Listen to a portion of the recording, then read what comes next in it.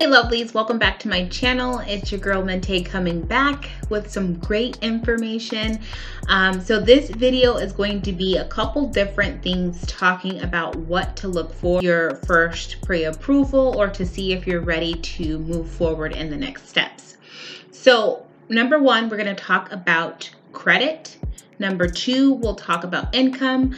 And then number three, we're going to talk about liquid assets and how to keep those eligible to use while looking for a pre-approval. So go ahead, hit that like button, go ahead and comment, and then subscribe. Also, you can ring that bell to go ahead and get notifications when I upload a new video. So number one, credit. Everyone loves and hates credit at the same time. So even if you already have a mortgage or you have a home or whatnot, credit is still definitely important to you. Just because there's a lot of times where I have clients who have a ton of equity in their home and they cannot access it because they're not credit qualified. In one of my videos, I talk about credit specifically. So if you ever need to go back and reference credit and how you can achieve to get a better score, definitely look at that video, tune in, comment any questions you may have. So credit needs to be, everybody says good, but I need it to be at least fair. Especially if it's a refinance, we're a little more lenient when it comes to refinancing because you already have a mortgage. So we know that you're paying that mortgage on time and you're worthy of still having another mortgage to add to that, or leverage the equity in your home and we're going to get our money back. So credit needs to be, let's say I have a client whose credit score is around 680. That's not too bad and it's not too good. It's kind of dead smack in the middle, which is okay. I guess I can get you qualified with a lesser score as well, but with only certain programs. So the higher the score is, the easier, and you have more flexibility about which program you want to go with. So credit score about a 680, and you are wanting to get a pre-approval, you're on the right track. As long as there's not any derogatory marks or any charge-offs, then there shouldn't be any yellow lights flashing or anything like that. If you do have any of those on your credit reporting before you get the pre-approval, connect with me or connect with a loan originator to go ahead and see what you can do to increase your score in the meantime. Now, credit is around that range and you don't have any of those derogatory marks or charge-offs or repos, then green light, you're good to go. The next step is going to be your income. Income is definitely a key point to creating a mortgage, just because we want to know how you're going to pay us back.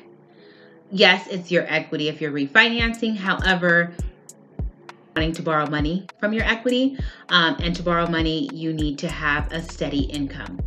Income, I will create a new video for income specifically because it gets a little tangled with income. So I want to make sure that you guys are all on the same page as far as income. But for this video, income just needs to be a steady 2 years in the same industry. Now, if you have commission, you need to have a steady commission for the last 2 years as well. So keep in mind when you're looking for a mortgage or wanting to leverage the equity in your home, 2 years is going to be, number two is going to be the number, not necessarily 2 years, but number two is going to be your magic number.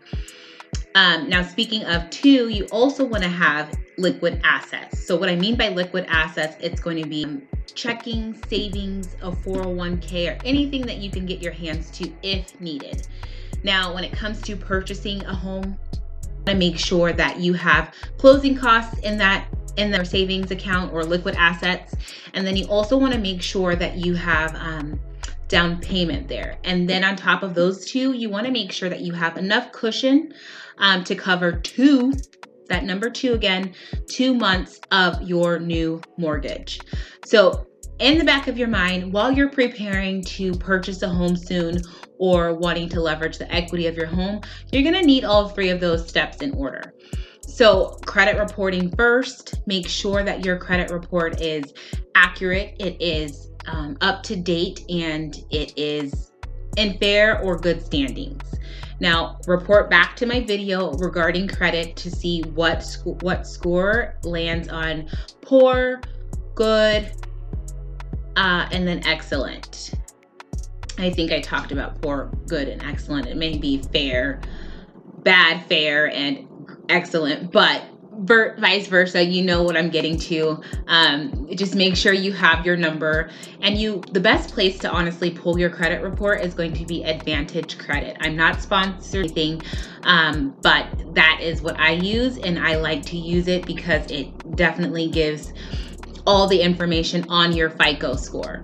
That's also talked about in my credit video, so make sure you guys check that out if you have any questions. On top of that, then you could definitely email me or comment and I can get to you. Either way, credit needs to be there. Number 2 is going to be income. Income 2 years. If you're commission or overtime, that needs to be a steady 2 years. Overtime is a little bit different. If you get massive overtime in 2020 and then in 2022 you didn't get much overtime, you can still use that massive overtime as long as it's there and you have at least another year that has at least 1 hour of overtime, then we can use that as income. So credit reporting, income, and then again, assets, liquid assets, checking, savings, 401k. Make sure that you guys have for down payment, closing costs, and enough for 2 months of your mortgage.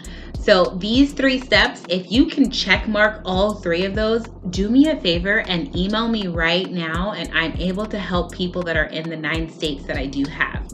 However, if not, I am a loan originator that is pretty well known. So if there's someone who can help you, then I will definitely assist you on getting hooked up with that person to get your pre-approval. And the reason why pre-approvals are so good, because a lot of times clients will go out shopping for a home that they are not qualified for. So a pre-approval is going to say, lender think that client is able to pay back $500,000 or $600,000. They'll give you an exact number what you're qualified for, and that exact number is going to be what you can shop for. So a lot of times clients will go look at houses that they are not approved for, and then they're turned down, and it puts a sour taste in their mouth. So if you have the pre-approval letter before you start shopping, you're golden. Even nowadays, some listing agents are requiring a pre-approval letter because they don't want their time wasted. So in order to get a pre-approval letter, you need to take care of your credit, your income, and then liquid assets need to be there.